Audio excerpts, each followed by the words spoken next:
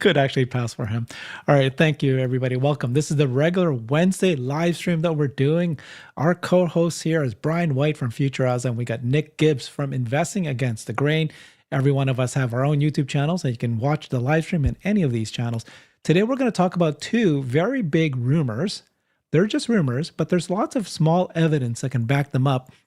But they're very important if some of them are true. And I think most people are actually leaning towards some parts of these are true. The first one is a Cybercab was spotted with a steering wheel. Now, when you see the photo, you can decide for yourself. It could just be a shadow. What could that mean? Why are they doing that? And the second one is rumors from China, supply chain partners there are starting to say that they're receiving orders for Tesla Bot. And the Tesla Bot could actually, they're shooting for 600 units per week by the end of this year. These are big deals if they're true. Welcome, everybody. So thank you so much, Nick. And Brian, what do you guys think? Brian, why don't you start us off? Do you think these rumors are just rumors? I don't. I think there's a very strong case that can be made. So you can look at the photo and decide for yourself what you think it is. But let's say for a moment that it is just a shadow. Does that mean there's definitely not a wheel in there for some kind of testing and calibration? Does not mean that. So if you look at something like a Zoox, it does not have a wheel of any kind in there. But how do they move it when they need to do fine adjustments or get it in the display area in just such a way for a presentation? There has to be some kind of manual controls, even if they're not physically linked. It could be very possible that they have just a little glue-on kind of controller that is basically a Wiimote kind of system. I would say this photo is not conclusive, but that doesn't mean that there isn't one that would have it. What do you think, Nick? You're muted. Why? Yeah. Now we hear you. Am I? Oh, no, okay. I think we love to overanalyze things and dive a little too deep into some of these things. My take is that, one, we don't know what we see. And two, much like we just said, Brian, there probably is a way for them on some of these prototypes to have a steering wheel so that they can make fine little adjustments, so they can get it in and out of a semi truck, so that they can just be able to do all these like little idiosyncrasy things that aren't robotaxi related. Right? Like the final vehicle production won't have a steering wheel. I don't buy all this next gen vehicle. This is the signal we needed. I don't buy any of that. This is just very common sense stuff. Like I don't think it's crazy. It's I don't know. It's like on a ship. On a ship, you have emergency steering for a vessel, but that's not the actual steering you use. You don't actually steer a ship from the engine room. You only have that because it's one of those things you have for certain situations, whether it's testing during a maneuver or little idiosyncratic reasons. But I don't know. I think we are diving way too deep into this one as a community. I love it. It's fun. It's entertaining. It's good content to discuss. But if I'm being realistic here, my opinion, this is just purely a test vehicle. Yes. Yes. And I would add to that, there is no physical mechanisms from the cabin to any of the control systems. But the example you made, Nick, with the engine room of a ship having emergency controls. Yeah, that's a very good analogy. And getting it into a semi, great. You can use Summon to do a lot of things, but I'd really feel more comfortable having a system that's familiar to humans, even if it is just a video game steering wheel controller. Yeah. Mm-hmm. So, is there a steering wheel or not? Right? It's too inconclusive at this point. It could be a shadow. This is a photo. We don't know. But there's rumors. I mean, it's very possible, like you said. So there's a couple of reasons why it could be. There's three reasons. Some people are actually out there doing videos saying that this is the low-cost vehicle. They're going to put the steering wheel. It does not make sense for Tesla to create any new cars anymore at this point. It's all in robotaxis. You would take this, you put a steering wheel, sell that as a low-cost vehicle. This is what's coming out in May. And by the way, they say this is why we've not seen spy shots of the new vehicle. By now, we should have seen spy shots of the new vehicle. That's their reasoning. I don't think so. I agree with what you're saying there. There's a couple reasons why I think that I actually do think that this is a steering wheel. I think that's my opinion. I think this is real. But why? They would need a steering wheel for what you said, right? Just to maneuver things around, just to get it, to test, test everything that's working on right now, to see it's, do sharp turns, test everything really well. The second reason, though, I think is that my understanding is that whenever a autonomous company is launching a new commercial robotaxi program in cities, including China, the typical rule is that the very first time you do this, you need to have safety driver in the car. A safety driver, and very likely needing to have a steering wheel. And then after you've proven certain milestones, you can pull the safety driver out and prove that a remote driver can safely carry out these, this robotaxi test pilots. And then over a certain time, then you can start reducing the number of times that the safety remote driver can oversee these cars. But these are just normal stepping stones. And I think that this could be the reason why they have that. It makes zero sense for me still that this is the low cost vehicle. Brian did a fantastic, you go to his channel, check out his videos. He did a great deep dive on the Cybercab. He interviewed several engineers who specifically were responsible for building the Cybercab. And the list is way too long for you to say you can just add a steering wheel and pedal and it's good to go. This is specifically designed for robotaxi, specifically designed for autonomous driving. Like, for example, just a simple one, you can't just put a steering wheel. You need to put rear windows so you can go in the back. You need to have a mirror. You need the side mirrors. There's probably a long list of things you would need to bring back in if this is going to be sold. So those are my reasons. But yeah, there's people out there. Nick, I know you're saying that we're overreacting, but there are more people that think that this is a low-cost vehicle than not. Yeah, just a couple points. Like, if I was to play devil advocates on the window part, well, technically the Cybertruck, you can't see behind it if the tunnel cover is closed, right? So they could have the same type of implementation as the Cybertruck has. That's just devil's advocate. But can you pull the picture up again? Like, to me, when people are talking about like, oh, look, a steering wheel, whether it is or not, like, one, it's such a fuzzy picture and all you see is a silhouette. This makes me, this is like when people say, oh, there's the Loch Ness monster, right? Like, that's literally what it's like. But if you look on the left, look at the passenger side, you can almost see a similar arc, a semi arc that's happening there, that it almost looks like it's very similar to what you see on the other side. Again, I'm not saying anything, but I'm just saying, like, we're probably reading way too much into this. And if people are gonna do what they're gonna do, I think this is where people get in trouble, is when they get, I don't know, they put the cart before the horse, and everybody always wants an answer. Like, that's I would say the problem with a lot of the world is, I need to have an answer. If I don't know the answer, I need to make one up.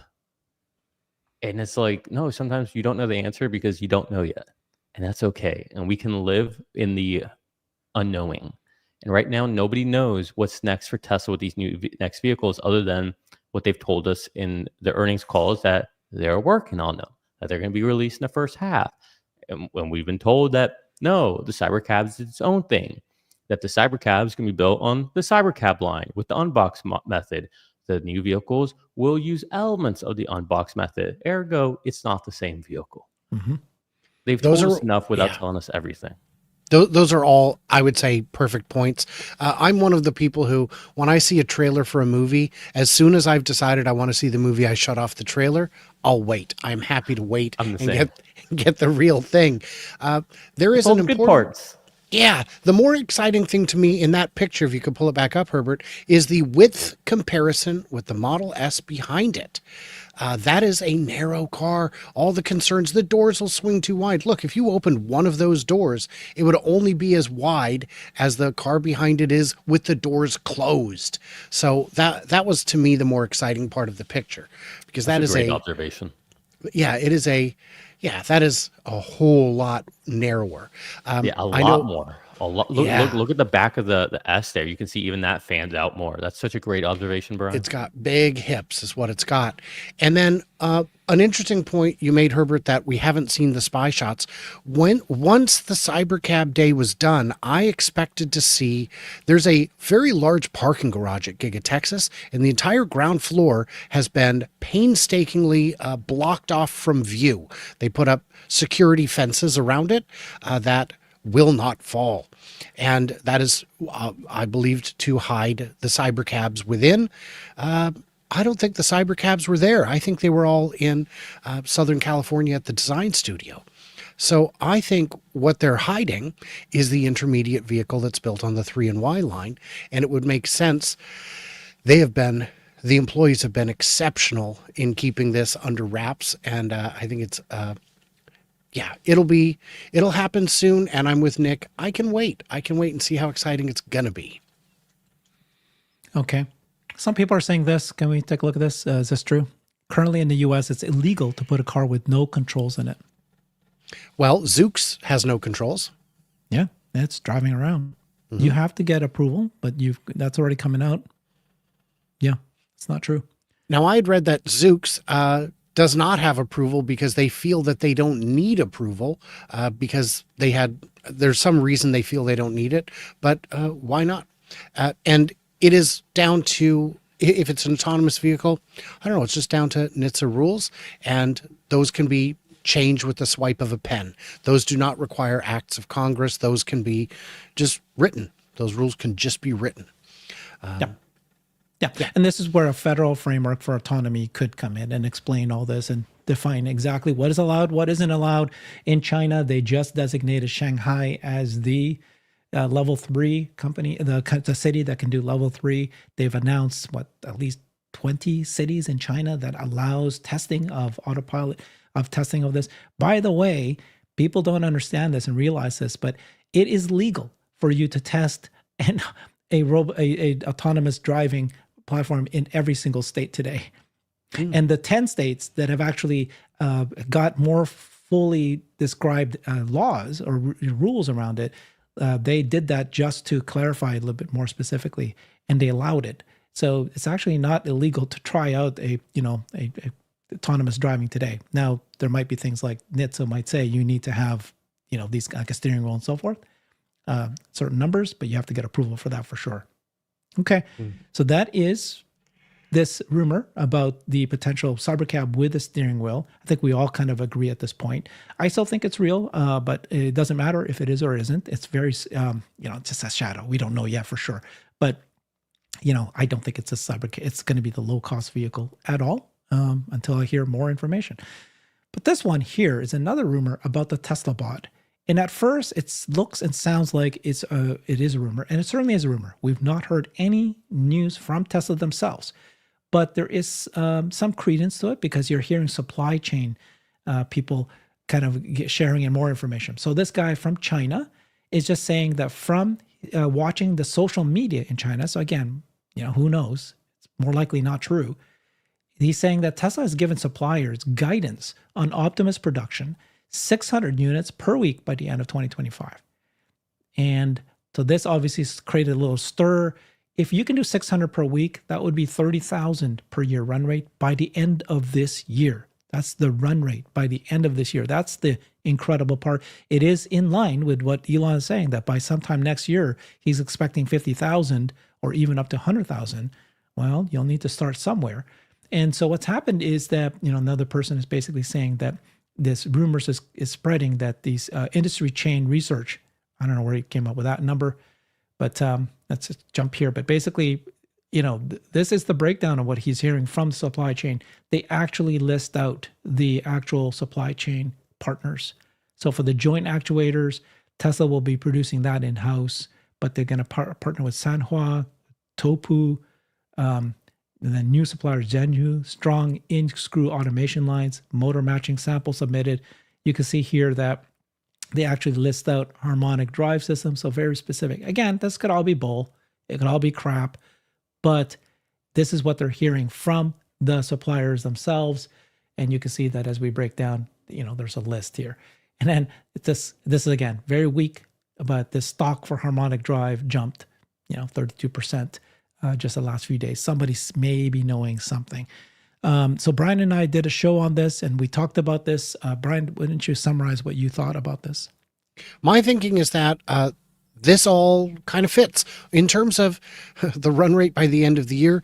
What I'd said, and this video will probably come out tomorrow. I'm not sure when Herbert's releasing it, but let's get real pessimistic and say, nope, just like Cybertruck, they're way off on their estimates. It's going to be a third of that. 200 bots a week would still be a flood compared to everyone else on the market. Tesla's hardware is already good enough. It is good enough. We've seen it on display, and it's already better than that. That was only the second most recent generation as of October 10th. They've got something better and probably better than that still. And then the question is the software. Does it have the software to do it? Well, it depends what you need it to do. It's got the software to do a number of things and the hardware to do infinite things once you update it. So and of course not infinite, but you know what I mean, virtually anything. So why not release it? This is absolutely a minimum viable product. The market will pay a premium to get early access to these for testing in a variety of factories and different applications around the country. And it all makes sense. The pieces are falling into place. And if you get a rumor from one supplier, take it with a grain of salt. If you hear it from 5 or 10 suppliers independently, it's starting to have a little bit more credence. So it all makes sense to me and it all fits.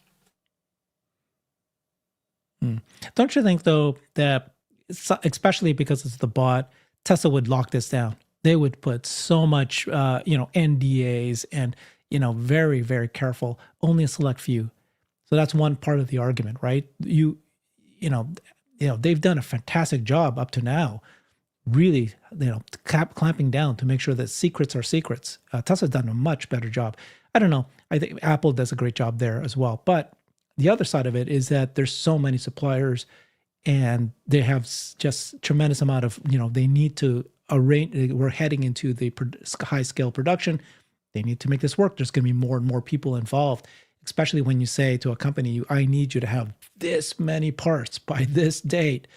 It doesn't matter if you're not told. You're going to see the orders put in. Your own company, your own supply chain will see these massive orders put in. So. I will disagree on the Apple point. I'm not aware of the last time Apple released a new product that wasn't deeply anticipated. The phone, the tablet, the AirPods, the VR, it was well understood before the big day. The details didn't get out, and we don't have the details. We have one supplier's. I think it's only one supplier that gave us a number, and that could be wrong, which we already kind of covered. It could be much short of that and still be very exciting. And if you were to ask anybody who works at any of this, the reason we're not hearing about the next iPhone is because we know the suppliers would say, yeah, they're always working on something new. It's going to have new stuff. You go, okay, yeah, that makes sense. Yeah. Nick, where do you stand on this? Going to be a rumor, we're overreacting, guy. Well, I would just say, I would imagine that if we're hearing rumors about Optimus, why haven't we heard rumors about the next gen vehicle and supplies for that? It seems a little weird that we would hear rumors about this so far in advance for the end of the year, but we haven't seen anything for the next gen vehicle. Well, there's a simple answer to that. Okay, what's the simple answer? The simple answer is that the next gen vehicle, it's not the next gen vehicle, the new, more affordable vehicles, as you already said earlier, is built on the same production lines as Model 3, Model Y. You won't know. They will look like parts for the existing products that they're building today. This one is brand new products, never been ordered before. Or maybe they're potentially products for the next gen vehicle, and we're guessing that they're for Optimus. Yeah, I mean, maybe the new car is full of actuators, but I think this is what This is the same thing that with the Apple comparison, the next gen car, again, not the next gen, the more affordable car has so many parts in common with the 3 and Y. When the 3 was coming, I was able to see it coming well in advance because the parts were so different. With the Y, I didn't get any words from suppliers because apart from the headlights and taillights, everything looked like Highland materials, really. So it was a lot harder to see coming. I had to use other information to establish timelines, but with a whole new thing, I think it's easier. So Yeah, I just with all Mhm. these rumors and stuff. I mean, someone in the comments talked about the McDonald's car all over again, and it's like every time like, do you remember when it was before the robo 10 taxi 10. oh day? We yes, robot event. yes, Hmm. We yes, robot event. Thank yes. you. No, Everyone's like, "Oh McDonald's my came god, it's the out. ugliest Yeah. vehicle I've ever seen," and people thought that's what it was. Like, and it was like this most ridiculous. Anyways, my point is, all these things I think tend to be wrong or off, or even if like you look back and you're like, okay, well, there's a kernel of truth. One, you wouldn't have known what to do with that kernel of truth. Whether it's investing, gambling, trade, you wouldn't have known which way to place your bet. You don't even know if that would have made a difference. We don't actually know what it means for the end of the year. To Brian's point, where's the software in relation to the manufacturing lines? The software might still take another 2 years. We might be at the time where we can scale hardware just so that we can figure out the software part of it, because just like the vehicles, we need to get the hardware out there to collect enough data. So all of this really does nothing for you as an investor, right? In the short window or even the long window. The bigger Yeah. thing is, do you see this as a 5, 10 year play? And if you do, then you know they're going to build humanoids. When is really irrelevant. You know it's going to happen within the next decade. And so to me, it's just, I don't know, it just seems almost not a waste of time, but it's just not constructive. I think what's more interesting is when you hear, and okay, now I'm going to sound like I'm gassing them up, but when you hear rumors that Brian is bringing forth, that's when I tend to think there's more credence to them, because Brian tends to source with 2 or 3 different, you correct me if I'm wrong here, Brian, but different uh, non-related, what's the word I'm looking for? Multiple independent sources. Independent sources, exactly.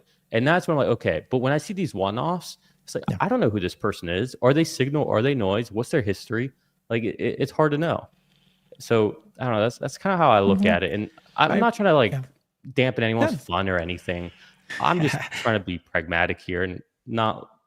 We're in a point right now in the markets in general where everything's frothy, everything's extremely YOLO, and in moments like this, I like to try to at least be someone who kind of brings things a little more to level ground, because I don't know. I just feel like I feel like it needs to be done.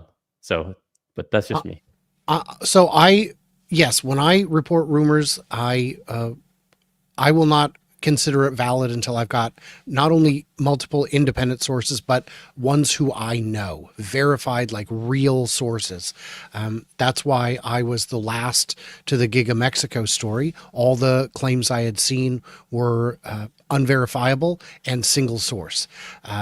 And I had a lot of people get very mad. How you're so bad at this? You were the last to report it, right? But I also don't report any of the noise because I'm able to avoid it that way. Do you really want me reporting all the rumors? It's ridiculous.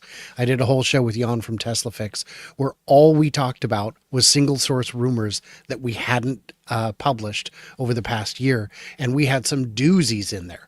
So yeah, I'm not going to start a new chain of analysis on this based on these numbers or any numbers, because I also do not know who these sources are. They're not my sources. They're at this point internet rumors, but strong ones. And I would disagree that it doesn't matter. I think it does. If we can get even 200 a week out by the end of the year, certainly 600. Your first point was we need the training data. This is where we get it.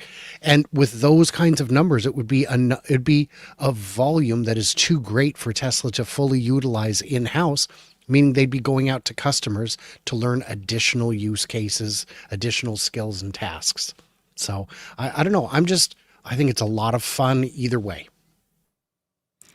Yeah, I think the only difference would be that when Elon, Tesla came out and said, we're going to make 50,000 robots next year, you just go, okay, that's crazy numbers. Crazy. That's not something that any of us had believed that it can be possible.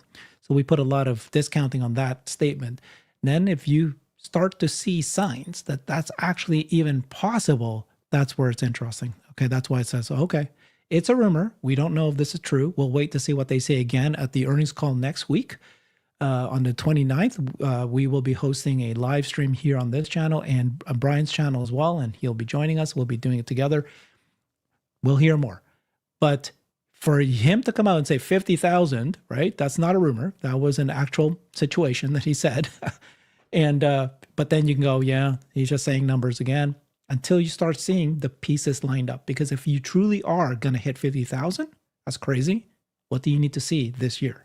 And that's where I'm kind of evaluating these kind of things. Yeah, we'll see what happens. I'm still seeing people on social media saying bots will not happen for another 10 years. Yeah. And I disagree with that. FSD's not happening for another 10 years, Brian. FSD is not happening in our lifetimes. I've had people say that. It may never happen. So, wow, that reminds me of that famous New York Times headline that I share with Herbert all the time. Airplane. Powered flight will not exist for another 1,000,000 to 10 million years of continuous effort. Month later. Oh, my bad. All right. Well, let's move on. Let's go back to another story here, which is Piper Sandler. They've changed their target to $500 from $315. And this is a big jump. $315 to $500. This isn't just a tiny jump, right? This is pretty big. Overweight rating. And again, you're starting to see more and more institutional analysts talk about Tesla as a real world AI company. Wow. Here we go. We finally got that, got them out of their, words out of their mouths. And they're pricing in the autonomy toward popularizing full self-driving software. So they're modeling in a contribution from FSD licensing. So that's interesting. It values Tesla's existing business just below $300. And then the rest is these more ambiguous opportunities. And then they even talk about the bots. Okay. Now, I don't think they've added it yet, but this is something that, it's clear, however, that Tesla's thesis will ultimately depend on new age opportunities like Optimus robots and neural net training as a service. So 2025 first half may be choppy. The stock remains its top buy and hold idea. Want to talk about that? I don't know where they get their price targets. I did have a chance to read through this one this morning, and I agree with their conclusions. Some analysts are more, you've got raging bulls like Dan Ives. I appreciate a lot of the things he says. It's very difficult for them to price in some of those more ambiguous goals. But I don't need to know what the actual price is. I know line go up, and that's all that matters to me. Well, so yeah, for me, it's like you have to price it in. Okay, so if you're an analyst that's not pricing in, and I have had a big debate with Gary Black about this just the last week, he refuses to put anything that does not have a product. I've had him on the show, guys. So if you guys are saying, hey, talk to him. Yeah, we had him on the show. He's pretty convinced that in his way, he will not price anything that's not a product yet. But he will price in the new affordable models. But let's stop a second here. Have you ever seen the affordable models yet? No. Have we seen the bot? Have we seen FSD? Yes. Have you actually had an event that the company has launched or featured it and said it? No. But have you done that for Robotaxi and the bot? Yes, it's called the We Robot event. You actually physically saw it. They actually told you what they're doing. All you've got for all of these is prices, but you also have actual, products now. So, okay, I'll give him that this is a car, more likely that they will actually produce this. He's counting that the executives will do this, but to not price in any probability at all, even just a little tiny bit for Robotaxi in the case that it happens, or for bots, I think that's as irresponsible as saying, oh my God, we're going through the moon and this thing is going to be a $10 trillion stock, you've got to at least price in a little bit. So any institutional analysts who start to do this, at least they're doing it, right? There's a whole bunch of them now. So he's the only one that's not doing this yet. And you know, I had Dan Ives on with Gary Black, and Dan was trying to ask him, well, how do you do your thing, and why are we so different? Dan looks at it from a sum of the parts problem thing, and he looks at the robotaxi business, and he gives it some of his analysis of how much it will be true, and then he keeps raising it as his confidence level on that goes up. Now he's just recently raised his price target to 550. So more and more, we're hearing institutional analysts do this, right? As the days go on, as they see progress with the versions, as they see little things, they'll go back and go, I'm raising my price target. But there's some analysts who will say, I'm not going to give it any value at all until it's an actual product being sold with the price point, and then we can model everything out. I think that's not a right way to do this. I agree with you completely. I think when you take that approach, you're going to miss boat after boat. I asked Matt Smith 2 years ago, why is no one on Wall Street including Megapack revenue, and Energy. when will they? And and he said, once it hits the P&L in a meaningful way, they will start modeling it. Oh, great. Well, 2 quarters later, there it is. Wall Street announced we've initiated coverage for that. So, guys, you missed the boat again. Look at some of these genius hedge fund managers and other investors, and look at their returns. They're not great. My returns are great, and I'm, not a seasoned investor. I just knew that when I looked at Tesla in 2019 on the strength of just Giga Shanghai and just Fremont, I had the belief that Tesla would outperform the market over a 10-year horizon. And the Cybertruck hadn't been unveiled yet. I was just saying, just Model 3, maybe Model Y, Fremont and Shanghai, this is going to do real well.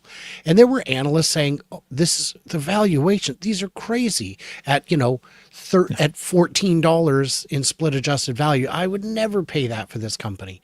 Right. Well, I wish I could get more shares at that price.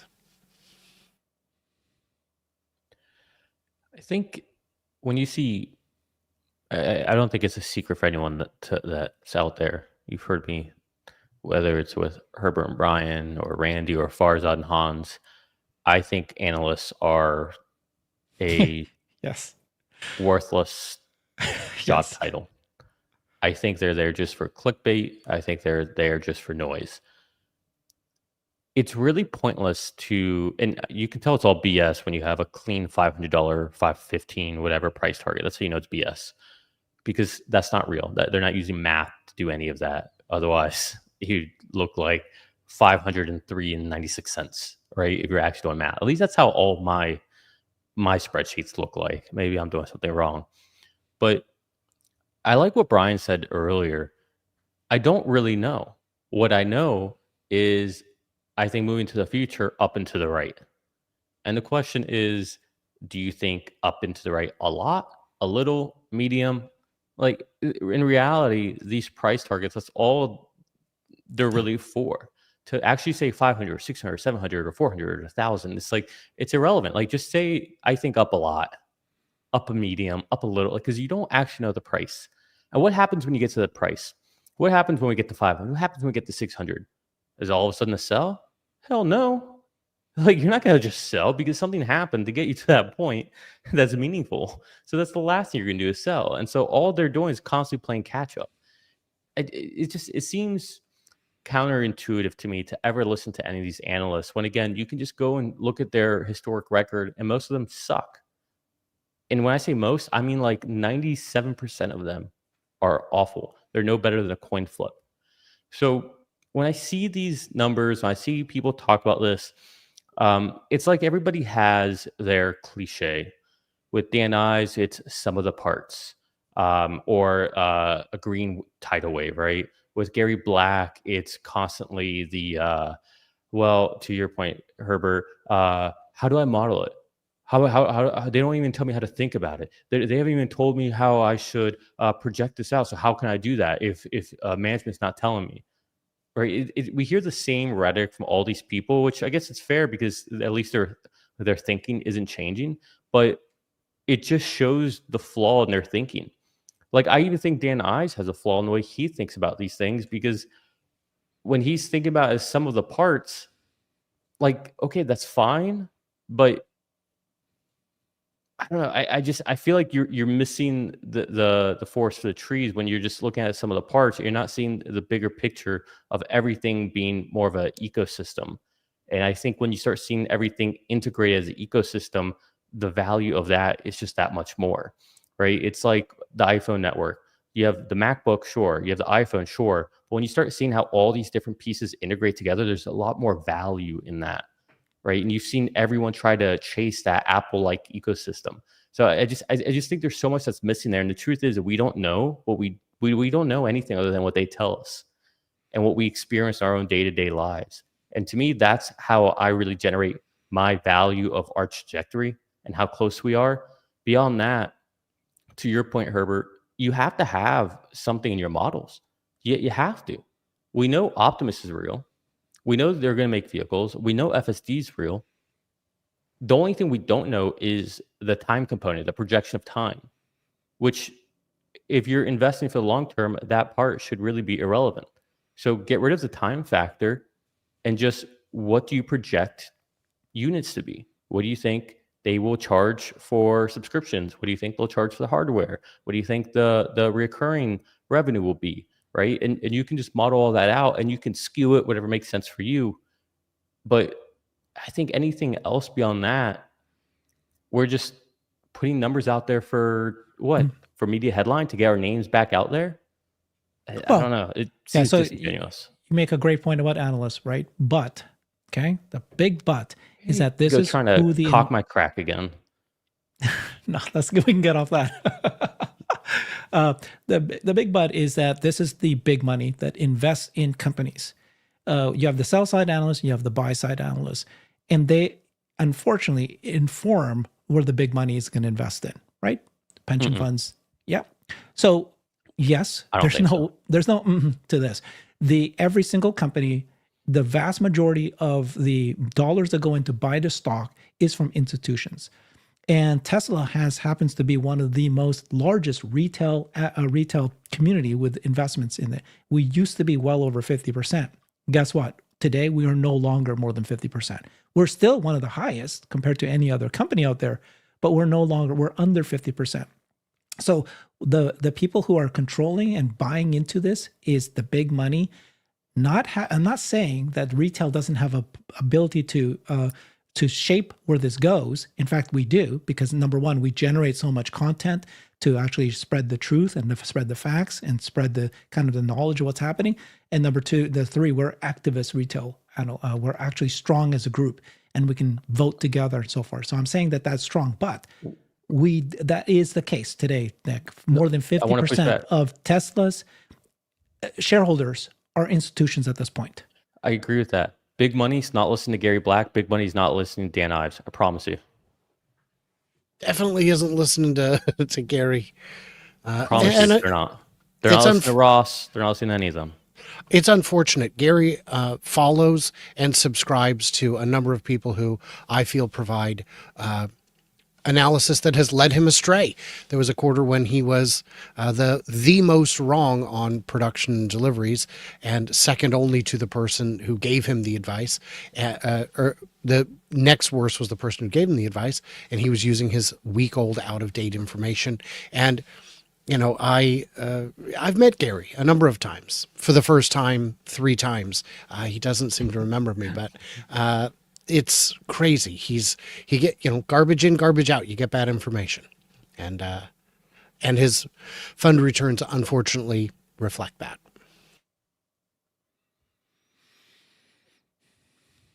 Okay, great.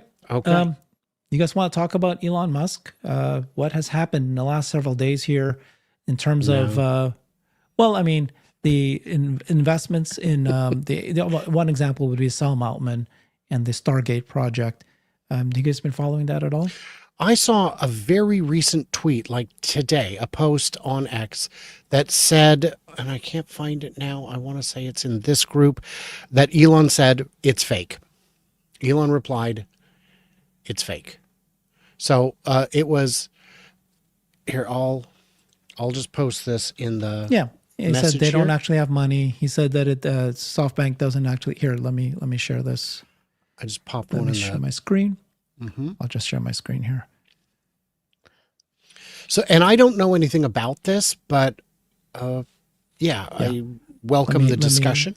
Okay, can you guys? You haven't seen my screen yet, right? Hold on. Nope. Okay. So, what happened was, where am I now? Jeez, sorry guys. Thought I was They don't here. actually have the money. And SoftBank, yeah. There it is. Okay, sorry guys. I'm getting ready here. So you got OpenAI announcing that they're created this new program called the Stargate, and the Stargate project is going to invest $500 billion over the next 4 years building new AI infrastructure for OpenAI in the United States. And we're going to immediately begin deploying $100 billion immediately. So this is an AI thing. It's going to be funded by SoftBank, OpenAI, Oracle, MGX, and that's who's going to be doing it. And then ARM, Microsoft, NVIDIA, and Oracle and OpenAI are the partners. So they came and announced that Elon says they don't actually have the money. And that's the problem. And at what time did he say that? Noted. No. Oh, yeah. Then he said SoftBank has well under $10 billion secured, and I have good authority on that. Sam says, first, he says, I genuinely respect your accomplishments and think you're the most inspiring entrepreneur of our time. So he sounded like, okay, he's kind of giving him a thing. And then he comes back and says, wrong, as you surely know. Want to come visit the first site already underway? This is great for the country. I realize what is great for the country isn't always what's optimal for your companies, but in your new role, I hope you'll mostly put America first. So he came fighting back. Well, what's it going to do? Can someone tell me that? Yeah, so that's great. You brought that up, Brian. So I was on with Randy last night before Elon and Sam, before anybody came out about this, and Randy was ready to talk about, all excited about it, and I kind of poo-pooed on it to not cuss on here. Now, and I asked him, like, everyone's getting excited about this. Everybody's all, yay, 500 billion, great. And my question was, for what? What's it for? What are we going to do with it? Who's going to use it? What are the projects? We are spending money on infrastructure before we actually know what it's for. This is not the proper way to work. You work backwards from an idea. You don't build out infrastructure before you have the idea. How do you know what you actually need? How do you know how many GPUs you need? How do you know how you're going to scale this? How do you know that it's not better off to wait for the H200s, or if the H100s are sufficient enough? Maybe you don't even need that type of band. Maybe we can use some AMDs instead. Like, how do you do any of this, right? How are you going to carve that out between the different people? It seems to me, and again, OpenAI, what are they even doing? Like, is this just for more LLM iteration? Like, it's just stupid. We're spending money before we have the idea. The way you successfully build something is you have an idea. Then you work backwards from that idea. What's it look like? What are we going to need? How's it going to map out? The problem with what everybody's doing in the AI space, and why all these people are inevitably going to fail, and I've been saying this for 2 years now, is that everybody is just throwing darts across the board and hoping something sticks. Whereas Tesla started with FSD, and they're so focused on that. And then they went into the humanoid, and they're so focused on that. And that's it. It's the singular, it's all this pressure on a fine point. And that's why they're going to be successful.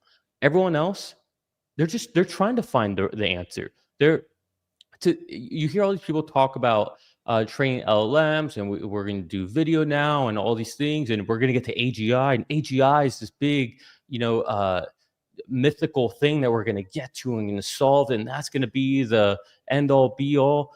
And it's I'm here to tell you, and everyone can tell me I'm wrong again. And in 2 years from now, I'll be like, hey, remember when I was talking about this?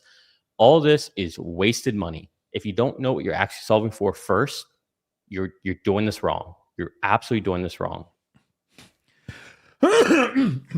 Bless you. Very good points. I don't disagree with what you said. Let me share the other side, I guess, just to round out the conversation. I just watched a great TED Talk. It was earlier in May by Mustafa.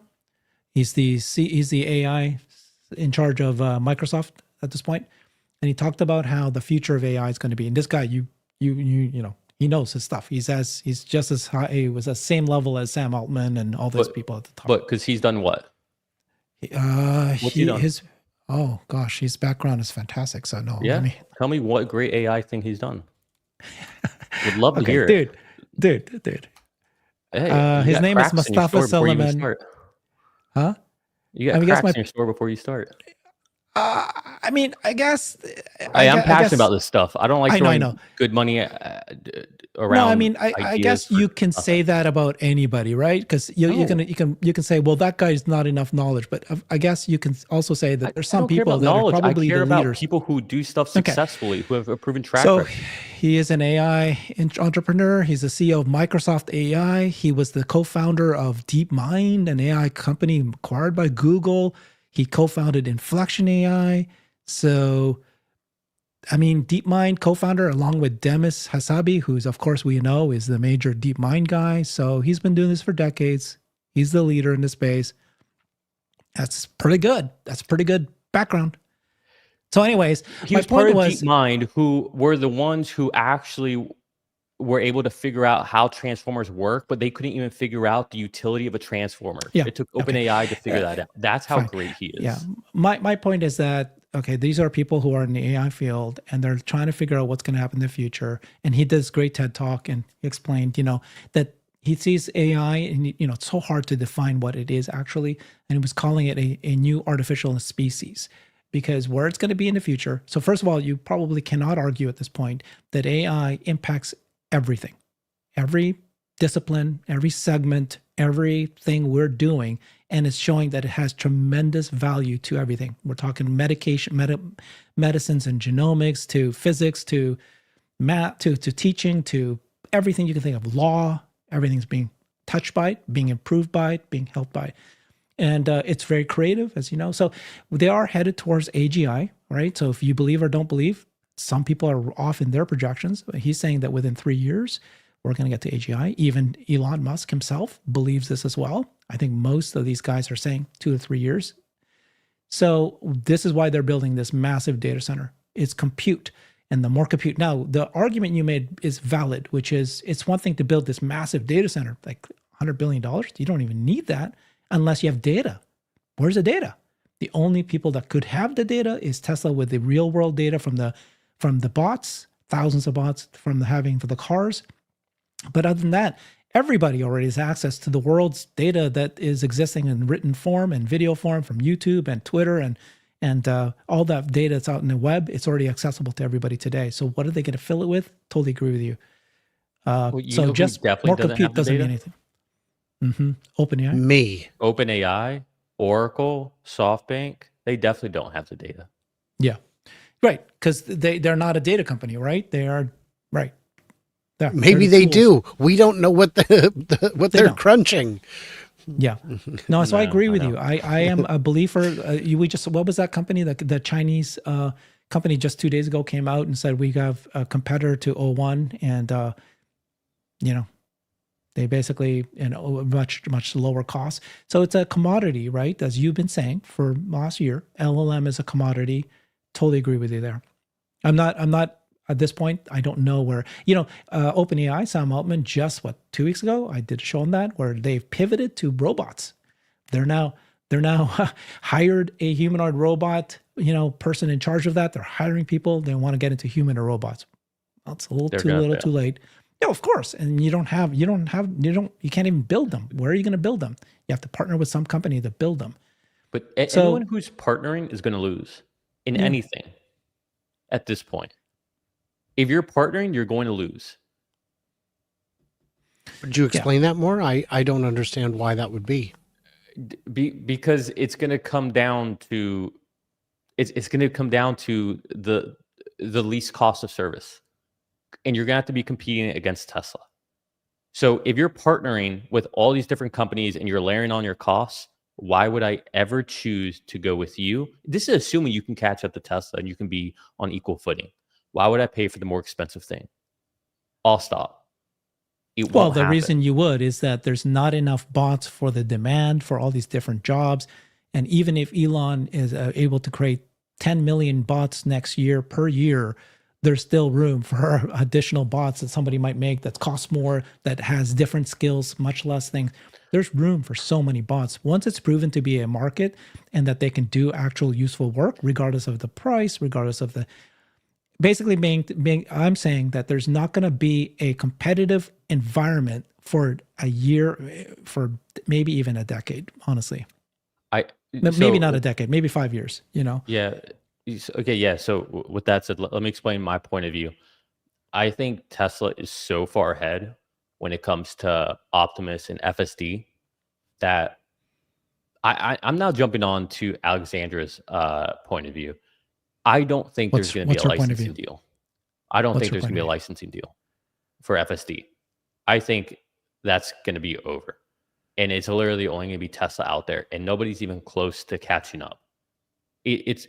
That's over, in my opinion. As soon as they start actually having robotaxi rides, they will be able to offer the lowest cost per mile ride out of anyone, and they will be able to scale. And the way I see Optimus is, I think Optimus will be the first one out into the market in a real way, not Mhm. a one trick pony, two trick pony kind of thing. That's Mhm. just for show and marketing. I think Tesla will be the first one out there with a real solution, and you won't see anyone catch up for at least 10 years. And I know that Yeah. sounds crazy, and people will say that's crazy, that there's all these other companies I see right here, Unitree, people are talking about, are going to talk about um, help Figure? me out, figure and all them. It doesn't matter if they can figure out the software alone. Even if they can figure out the software, I think that'll take them a while to figure out. But then it's the manufacturing, and they're gonna have to partner with other people, and they're just not gonna have the cost of goods be low enough to be able to compete against Tesla. And my opinion is, if Tesla has a 5-10 year lead, Herbert, that's 5-10 years where they can build out factory and production and ramp and scale to the point where they will be able to feed the entire market. They'll be able Yeah. to build out a factory in China, in Europe, in Australia, in North America, in South America. I see this as being a winner take most market, just as we've seen really the majority of revolutionary things be a winner take most market. Like, you can make the argument for search engines. That's not anything crazy. Yet it's a winner take most. Same with smartphones.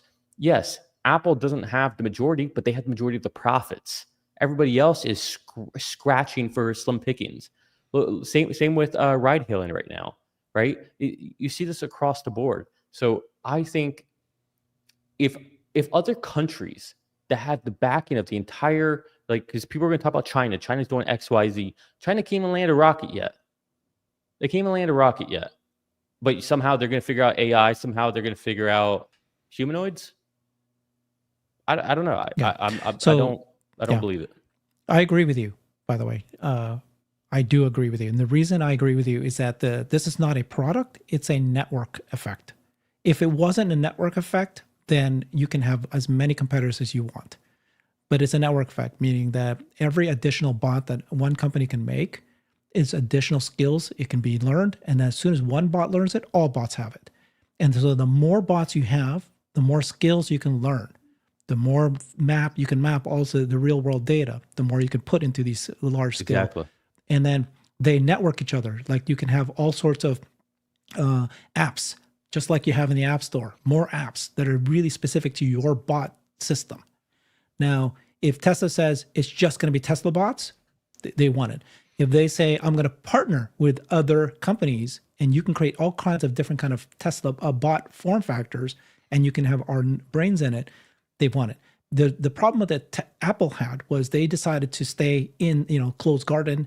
If they had said we are willing to license our app store and our software to work with other partners of ours, hardware partners, then they would have you wouldn't have this Android competitor out there. But they stuck their guns, and that's fine. That's a winning strategy. The difference with Tesla and Apple is Elon says, I'm willing to partner. Now, on that point about partnership, I actually agree with you there too. I've been saying this, I don't know I think you saw that show, right? I was saying that there's a very high likely chance that Tesla will not partner for FSD anymore. And that's like a shocking statement to make. You just said it. And all Alexandra says was that they'll probably partner with one or two, which I think I agree with because Elon said so. He's been chasing them. But there's why would you partner with an auto company and it takes them 3 years at the minimum to actually produce a brand new car that can now do this? In the meantime, Tesla's going to just produce their cars and build factories and build more cars and build their own versions of their cars. Why? You know what I mean? Like, by the time they create their car, right, just to say they're not a monopoly, which is a valid point. And so they might partner with two or three, but it's not like they need to like partner with the entire industry. They don't need to. But by 3 years from now, you imagine where we're at that point. There are a lot of Chinese companies that are already running FSD that is reasonably effective. Kyle Connor has got a lot of coverage this week from China. So in terms of things that are smaller than rockets are huge and extremely complicated. I think bots will, don't underestimate China is my take on that. As a reminder, I will be doing a live follow-up show when this one concludes. I'm going to drop out now so I can have a quick break, and I will see you guys in a little bit. Thank you, Brian. Yeah, I'll just give one real quick point to what Brian just said. So, yes, we hear a lot from China, but I will say that China's also been famous for, let's just call it bending the truth. It wasn't more than like 4 years ago where we saw the Chinese put out a clip of a Top Gun video saying that they shot down a U.S. fighter jet.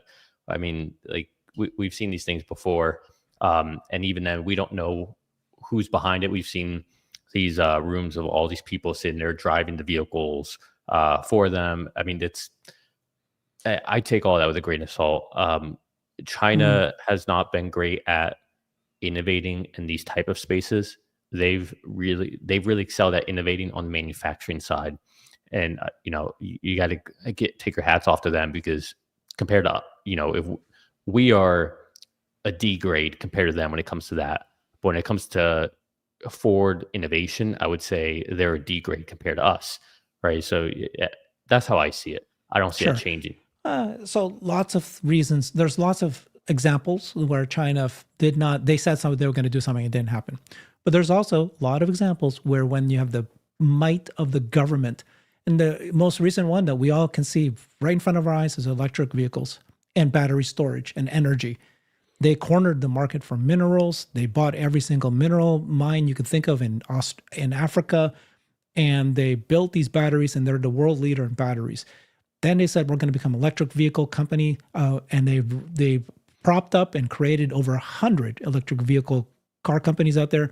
You and I follow them, and we're seeing them. They're real. They're pretty good quality, low cost. They're not making margin, but they're out there, and they've already beaten the American brands and the European brands in electric vehicles. And so they're not scot-free. I've done many shows where to say that they may not be able to go global. They don't have the software. But I'm just saying that when they put their might towards something, they can force things to happen. And one of them that they did was the bots. 2 years ago, they said, we are going to heavily invest and we want to be the leader in humanoid bots. And the government, US hasn't done that. And it's only Tesla. If it wasn't for Tesla, who'd be ahead in humanoid bots? Yeah. Now, you need brains, so that's a separate discussion there. But I'm just saying that, it's... once again, this is a classic fool's errand that we see every time. And we're doing it with this $500 billion investment. When you have governments subsidize, and that's what these are, whether it's China or what Trump's doing here, subsidize your innovation, you're not going to learn the things you need to learn. Mm. That's why you don't see any of these Chinese EV companies being able to be profitable, because they are banking on the fact that they have cheap labor and you have government subsidies. So they didn't have to learn and do the hard things that Tesla had to learn. That is going to be something that works against them for a long time, because you need to slowly learn those lessons and fix things along the process as you scale, not scale and then try to figure things out once you have this huge machine underway. And that it's Elon's talked about his like process for like automation, simplify, all the delete, etc. And this is where everybody tries to just grow and scale and thinking if they can just scale, they solve all their problems. But they're not taking the lessons learned along the way. Okay. They're just taking One to government keep in mind, subsidies and in cheap China, labor. it's a bloodbath. The competition is so big there. They're all trying to outdo each other. Hey, my car has a fridge. My car, the seats can swivel. They're trying to compete for the market, That's the the problem. consumer market. They're So not there is focusing on competition the right there. things. That's the wrong Mm, competition. that's no. That's MTV Pimp My Ride. That's not actually trying to solve the. That's like seeing Boston Dynamics. Oh, look, this humanoid can do backflips. Cool. Is that actual utility? Does that actually make sense? The things that went into being able to do that, the energy exposure, does that make sense? That was all hydraulics. Does that make sense? No, it didn't. So it's cool.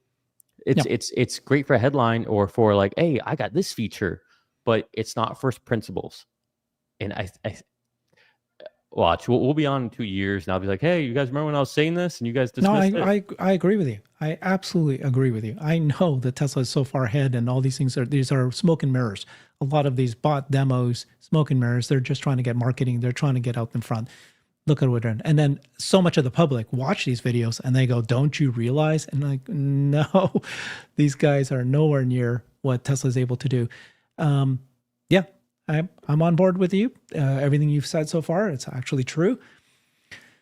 Okay. Thank you very much, Nick. As always, let me. We'll as soon as I end this, you'll see Brian, and he'll answer all the questions that you guys have asked on the comment section. Bye, everybody.